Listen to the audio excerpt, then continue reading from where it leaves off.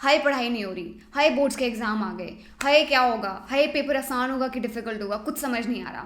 ऐसे और भी बहुत सारे सवाल आपके दिमाग में अभी चल रहे होंगे and I can understand what you must be going through. नमस्ते everyone, welcome to our YouTube channel. I am Pooja Sharma, your business studies mentor. इस वीडियो में हम 8 ऐसे टिप्स के बारे में बात करने वाले हैं जिससे आप अपने बिजनेस स्टडीज के एग्जाम में 40 on 40 स्कोर कर सकते हो। Let's get started. Tip number 1, weightage. तो भाई आपने वो वाला कोट सुना होगा ना कि the first rule in the war and business is to know your enemy. आप एग्जाम देने जा रहे हो जो कि ऑलमोस्ट आपके दुश्मन के बराबर है, कैसा आने वाला है, कितने मार्क्स का आने वाला है, कितने टाइम का होगा, वो सब चीजें आपको पता होनी चाहिए ना। आपका बिजनेस स्टडीज का एग्जाम जो है 90 मिनट्स का होने वाला है, जिसमें आपको मिलेंगे 60 क्वेश्चंस और हर क्वेश्चन की वेटेज सिमिलर है, यानी 0.8 मार्क्स का है, यानी 60 into 8 आपका 48 मार्क्स का पेपर है। लेकिन मैम हमारा तो 40 मार्क्स का है। अटेम्प्ट आपको कितने करने हैं? आपको 50 क्वेश्चन ही अटेम्प्ट करने हैं 60 में से, ठीक है। तो आपका जो है 80 मिनट्स आपको एक्चुअली में पेपर अटेम्प्ट करना है। लास्ट के 10 मिनट्स आपको रखने हैं अपनी रिवीजन के लिए, ये देखने के लिए कि आपने जिन जिन क्वेश्चंस को टिक करा है, OMR फिल करी है, वो एकदम करेक्ट है कि नहीं है, ठीक है। 50 क्वेश्चंस आपको करने हैं और 50 क्वेश्चंस इंटू 0.8 मार्क्स, यानी आपको 40 मार्क्स का ही पेपर अटेम्प्ट करना है। Please do not attempt 60 questions, extra marks नहीं मिलने वाले हैं, राइट। कोई नेगेटिव मार्किंग नहीं होने वाली है। सो आप अपने 50 के 50 क्वेश्चन जरूर अटेम्प्ट कर कराना। आपको 3 सेक्शन मिलेंगे, सेक्शन A, B और C। पहले सेक्शन में होंगे आपके 24 क्वेश्चन, जिनमें से आपको अटेम्प्ट करने रहेंगे 20 क्वेश्चन। अगले सेक्शन में B सेक्शन में होंगे आपके 24 क्वेश्चन फिर से, जिसमें से आपको 20 क्वेश्चन अटेम्प्ट करने होंगे। लास्ट वाले सेक्शन में, सेक्शन C में, आपके केस स्टडीज जरूर मिलेगी आपको। इसमें होंगे 12 क्वेश्चंस, जिसमें से आपको 10 क्वेश्चंस अटेम्प्ट करने हैं। 60 क्वेश्चंस में से आपको 50 क्वेश्चंस ही अटेम्प्ट करने हैं। सो प्लीज मेक श्योर 2 बातों का सबसे ज्यादा ध्यान में रखना है। नेगेटिव मार्किंग नहीं है, तो 100% पेपर अटेम्प्ट कर कराना है। 100% का मतलब ये नहीं है कि 60 के 60 अटेम्प्ट कर कराने हैं, उसमें से आपको 50 क्वेश्चंस ही अटेम्प्ट कर कराने हैं। Tip number 2, time management. 90 minutes का आपका एग्जाम होने वाला है, जिसमें से आपको 50 क्वेश्चंस अटेम्प्ट करने हैं। मैंने आपको बोला था कि आपको जो है 80 मिनट्स में आपको एग्जाम कंप्लीट करना है। लास्ट के 10 मिनट्स हम रखेंगे रिवीजन के लिए। सो यानी 50 क्वेश्चंस 80 मिनट्स, यानी पर क्वेश्चन आपको मिलेंगे 1.6 मिनट्स। अब जाहिर सी बात है, हो सकता है कि किसी किसी क्वेश्चन में आप बहुत जल्दी आंसर फिगर आउट कर लेंगे और वो शायद 40 to 50 सेकंड्स में आप उनको सॉल्व कर लेंगे। लेकिन कुछ क्वेश्चंस डेफिनेटली ऐसे होंगे जिनमें शायद 1.6 मिनट से ज़्यादा लगे, और वो होंगे आपके केस स्टडी वाले क्वेश्चन।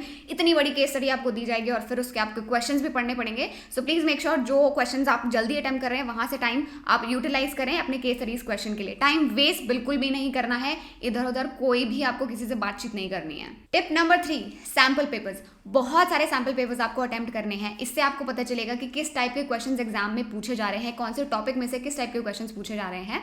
दूसरा, आपको ये पता चलेगा आपकी प्रिपरेशन का लेवल क्या है, आप कितने क्वेश्चन सॉल्व कर पाए, कितने क्वेश्चन नहीं कर पाए, जो नहीं आते थे कहाँ कमी रह गई। आपको पता चलेगा कि आपकी कमी कहाँ पे है, और आपको ये पता चलेगा कि आप क्या पूरा पेपर सॉल्व कर पा रहे हो टाइम पे कि नहीं कर पा रहे हो। You will actually know how much time you are taking to solve each and every question. Are you able to solve the entire paper in the given time. ये सब चीज़ें आपको पता चलेंगी। अगर नहीं कर पा रहे हो तो पता चलेगा कि कहाँ पे कमी है प्रिपरेशन में, और फिर आपको और प्रैक्टिस करनी रहेगी, और एक तरीके से आपकी फुल सिलेबस की रिविजन भी हो जाएगी। सो प्लीज मेक श्योर आप बहुत सारे सैम्पल पेपर्स दे रहे हो, अटेम्प्ट कर रहे हो। जितना ज़्यादा हो सके उतने ज़्यादा सैम्पल पेपर्स को आप अटेम्प्ट कर जा रहे हो। Tip number 4, read NCERT। NCERT की एक एक लाइन आपको पढ़कर जानी है अपने एग्जाम से पहले। क्यों पढ़कर जानी है? कौन से चैप्टर के कौन से टॉपिक में से कौन सी लाइन को उठाकर क्वेश्चन बना दिया जाएगा आपको पता नहीं चलेगा। और आपको कैसे पता चलेगा ये कौन से टॉपिक में से आया है? ये तभी पता चलेगा जब आपने NCERT पढ़ रखी है। सो एग्जाम से पहले भी आपके पास शायद 3 से 4 दिन होंगे अपनी प्रिपरेशन के लिए, तो एग्जाम से 3 से 4 दिन पहले में भी आपको NCERT की रीडिंग करनी है। बहुत आसानी से हो जाएगी। अगर आपने ऑलरेडी 3 से 4 बार कर रखी है तो आप फटाफट जो है रीडिंग कर पाएंगे। Delegation, decentralisation, principles of Fayol and Taylor, आपस में इतने कंफ्यूजिंग टॉपिक्स हैं कि आपको समझ नहीं आएगा कि कौन से टॉपिक में से कौन सी लाइन पे से क्वेश्चन बन गया है।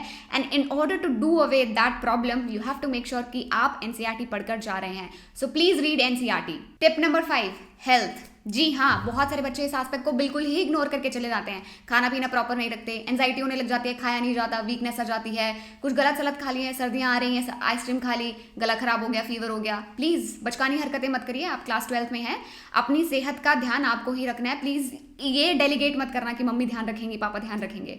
अपनी सेहत का जिम्मा अपने पास रखिए, और नींद भी प्रॉपर लेनी है आपको। बच्चे सोते ही नहीं है, इतना ज़्यादा उनको टेंशन हो जाती है कि नींद ही प्रॉपर नहीं लेते हैं, जिसकी वजह से उन्हें एग्जाम टाइम में कॉन्सेप्ट्स को रिकॉल रिकॉल करने में प्रॉब्लम होती है। तो प्रॉपर नींद आपको लेनी है, आराम से 6-7 घंटे की नींद आप लेकर जाएं एग्जाम से पहले भी और एग्जाम के दिनों में जब भी आपकी प्रिपरेशन चल रही है। ये मत करके जाना कि भाई 2 घंटे सो गए हैं, 3 घंटे सो गए हैं। एग्जाम टाइम में नींद आएगी और कॉन्सेप्ट्स रिकॉल करने में सबसे ज्यादा दिक्कत होगी। सो नींद पे कॉम्प्रोमाइज मत करना।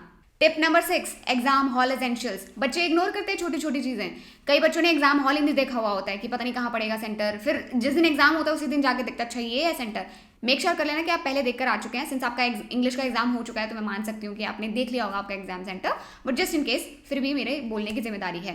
दूसरी चीज, आपको टाइम पर पहुंचना है। ये मत करना कि भाई बस 5 मिनट बचे हैं एग्जाम शुरू होने में, फिर आप घर से निकल रहे हो। अगर आपके घर के पास सेंटर है तो टाइम पर पहुंचिए। और दूसरा, अपने सारे डॉक्यूमेंट्स अच्छे से लेकर जाइएगा, चाहे वो आपका एडमिट कार्ड हो, चाहे आपका स्टेशनरी का मटीरियल हो या फिर आपका आईडी प्रूफ हो। सारी चीजें कैरी करके लेकर जाना और टाइम पर पहुंचना। Tip number 7, cheating. चीटिंग का स्कोप बिल्कुल भी मत रखना, ना खुद करना। खुद को नहीं आता तो सोच लो कि कोई बात नहीं, मैं खुद से सोच लूंगा आंसर। कोई दोस्त भी पूछ रहा है उसके आगे हाथ जोड़ देना भाई कि प्लीज करियर का सवाल है, क्यों खेल रहे हो अपने करियर के साथ। ये आपका स्कूल का यूनिट टेस्ट नहीं है कि मैम जो है प्रिंसिपल के पास ले जाएगी या फिर जो है पनिशमेंट दे देगी या फिर स्कूल से 15 दिन के लिए सस्पेंड हो जाएंगे। बेटा बोर्ड का एग्जाम है, मत खेलो अपने करियर के साथ। चीटिंग का स्कोप बिल्कुल भी मत रखना, ठीक है। Last but not the least, tip number 8, discussing the answers after the exam. आपने कहावत सुनी है ना वो वाली, आ बैल मुझे मार। जब आपको पता है कि पेपर डिस्कस करके नेगेटिविटी आती है तो क्यों रिस्क लेना चाहते हो, क्यों बोल रहे हो आ बैल मुझे मार।